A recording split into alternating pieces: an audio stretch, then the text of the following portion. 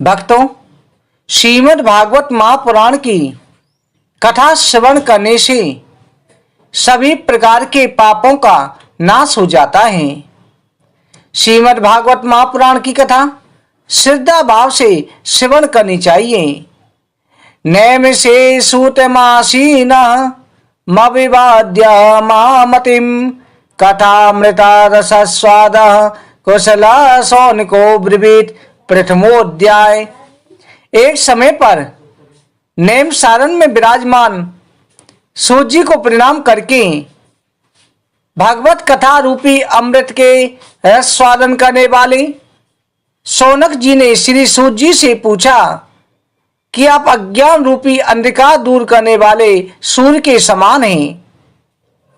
आप हमें कोई ऐसी उत्तम कथा सुनाएं जो हमें प्रिय हो, जिससे भक्ति ज्ञान वैराग्य की प्राप्ति हो, माया जाल से छुटकारा मिले एवं विवेक का उदय हो। इस कलकाल में जीव असुर भाव को प्राप्त हो गए हैं, नाना प्रकार के कलेशों से पीड़ित हैं। इनकी दुख निवृत्ति कैसे हो? संसार में भगवत प्राप्ति का जो उत्तम साधन हो, उसे कृपा करके आप हमें बताएं।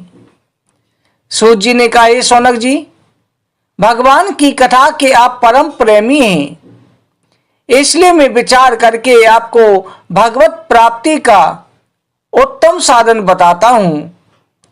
आप सावधान होकर के इसका श्रवण करें।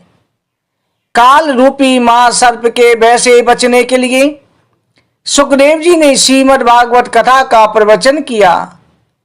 इसके श्रवण करने से भक्ति की वृद्धि एवं भगवान की प्रसन्नता होती है। संसार में इससे बढ़कर के चित्त शुद्धि का दूसरा उपाय नहीं है। जब पूर्व जन्म के पुण्यों का उदय होता है, तभी भागवत कथा श्रवण करने में रुचि होती है। भागवत कथा अमृत से भी मधुर और महंगी है। जब सुखदेव जी राजा परीक्षित को ये कथा सुनाने सिंहासन पर बैठे, तब देवता अमृत का कलश लेकर के उनके समीप आए। सुधा कुंभम गहित्वेव देवास्ता समागमन, और प्रणाम करके बोले कि भगवान, आप ही अमृत ले लें, इसके पीने से राजा अमर हो जाएंगे, और कथा रूपी अमृत हमें पिलाएं, जिससे हम कृतार्थ हो जाएं। सुखदेव जी ये सुनकर के हंस पड़े। उन्हें अभक्त जान करके अमृत के बदले में कथा रूपी अमृत नहीं दिया। कारण मणि और कांच की तुलना कैसी? भागवत की कथा श्रवण करने से राजा परीक्षित की मुक्ति देख करके स्वयं ब्रह्मा जी को बड़ा आश्चर्य हुआ। उन्होंने अपने लोक में तराजू लगा करके एक पड़ले पर जप तप यज्ञ दान बहुत से पुण्य साधन रखे, दूसरी पर श्रीमद् भागवत महापुराण को रखा। तोलने में भागवत का पड़ला ही भारी रहा। इस पर सबको बड़ा आश्चर्य हुआ। सबने भागवत को भगवान का साक्षात स्वरूप समझा। सप्ताह के रूप में इसका सेवन करने पर यह भागवत निश्चय मुक्ति देती है। देवर्षि नारद जी ने पहले ब्रह्मा जी से इसका सेवन किया और सनकादिक महर्षियों को इस कथा को उनसे श्रवण किया। शौनक जी ने पूछा, भगवान कृपा करके बताएं, नारद जी तो कभी एक जगह पर नहीं रहते थे, लीला से झगड़ा लगाते फिरते थे। वो एक जगह स्थिर भी नहीं रहते, तब उन्हें सप्ताह विधि सुनने का अवसर कैसे मिला? सनकादिक महर्षियों से उनका समागम कहाँ हुआ? श्री सूत जी ने कहा, हे ऋषिवरों, एक भक्ति पूर्वक इतिहास सुनाता हूं, जिसे सुखदेव जी से सुना था। एक समय सनकादिक चारों भाई सत्संग के लिए बदर का आश्रम गए।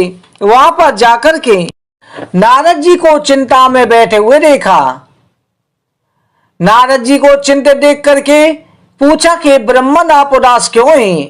आपको किस बात की चिंता है और इतनी शीघ्रता से कहाँ जा रहे हैं और कहां से आ रहे हैं? हमें इसका ठीक ठीक कारण बताओ। नारद जी ने कहा, हे मुनीश्वरों, कर्म स्थली होने के नाते पृथ्वी को सर्वोत्तम समझकर मैं पृथ्वी पर आया। उसमें काशी, प्रयाग, पुष्कर, गोदावरी तीर्थों में भ्रमण करता रहा। किंतु मेरे मन को कहीं भी शांति नहीं मिली। सर्वत्र कलयुग का आक्रमण देखा।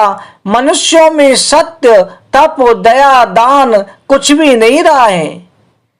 केवल झूठ का सहारा लेकर के पेट बांटे हैं।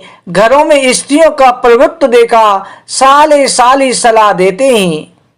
लोग कन्याओं का विक्रय करते हैं। स्त्री पुरुष आपस में जगाते हैं। मनुष्य मंदभागी आलसी हो गए। संत पाखंडी हो गए। बेरक्त सन्यासी परिवार जुटाकर गृहस्थी बन गए हैं।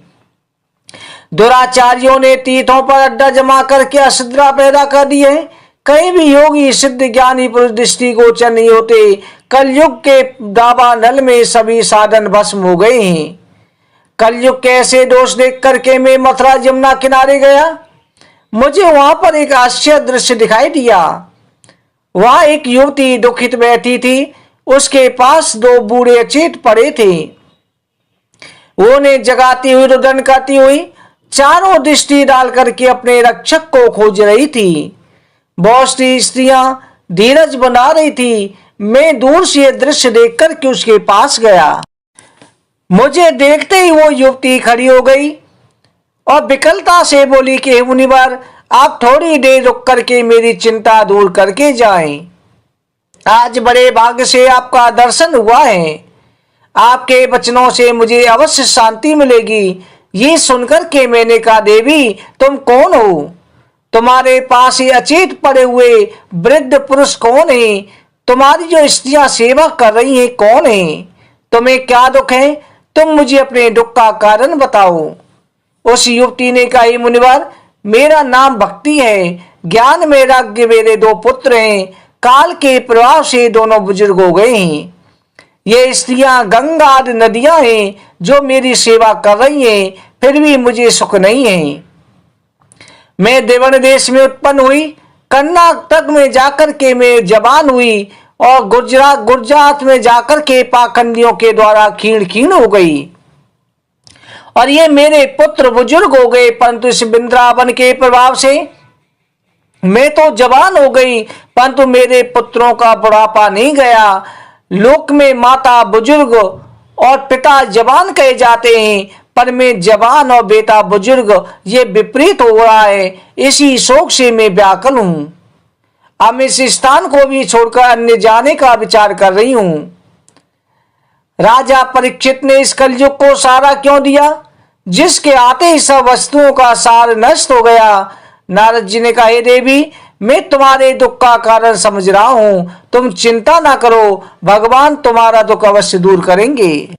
जिस दिन भगवान पृथ्वी को छोड़ करके गए थे, उसी दिन से कलयुग का पृथ्वी पर आक्रमण हुआ।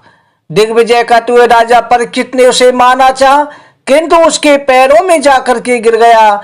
दयावश राजा ने उसका सारभूत गुण लेकर के उसे छोड़ दिया था।